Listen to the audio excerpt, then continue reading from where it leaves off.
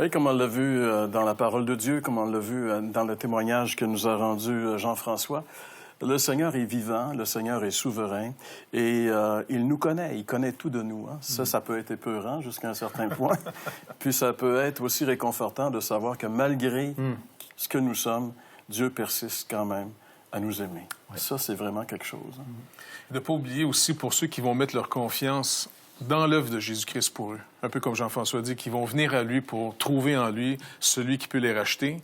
Ils vont découvrir que toute l'action de Dieu dans l'humanité, les bonnes choses et les mauvaises choses, tout concourt au bien de ceux qui aiment Dieu, qui sont appelés selon son dessein. Donc, il y a même des choses mauvaises dans ma vie qui ont été essentielles pour que j'aille au Seigneur. Si j'avais eu tout ce que je voulais dans la vie, bien, je serais resté finalement dans la mort. Ouais. Mais même les mauvaises choses, et surtout souvent les mauvaises choses, m'ont poussé à trouver un Rédempteur, un Sauveur. Y a-t-il un sens à cette vie? Et c'est en Christ qu'on peut le trouver. Il y a un verset dans l'Ecclésiaste qui dit vaut mieux aller dans une maison de deuil que d'aller dans une maison de festin.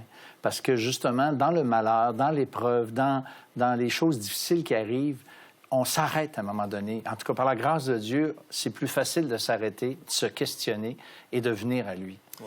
Et c'est ce qu'on découvre après être devenu chrétien. Quand on réfléchit un petit peu à notre vie derrière, on se rend compte qu'il y a tellement d'endroits où ça passait pas. C'est Dieu qui a permis qu'il se passe des choses à ce moment-là. On le voit après. Et comme tu disais, on peut le remercier même pour les choses difficiles qui nous ont obligés de réfléchir et souvent de crier à lui pour sortir de la situation. Et là, il s'est révélé à nous. C'est ce merveilleux Seigneur qu'on aimerait que vous connaissiez, vous aussi. Il est mort sur la croix pour vous. Tout ce que vous avez à faire, c'est de venir à lui. On vous souhaite une bonne semaine et on vous donne rendez-vous la semaine prochaine pour une autre émission de l'heure de la bonne nouvelle.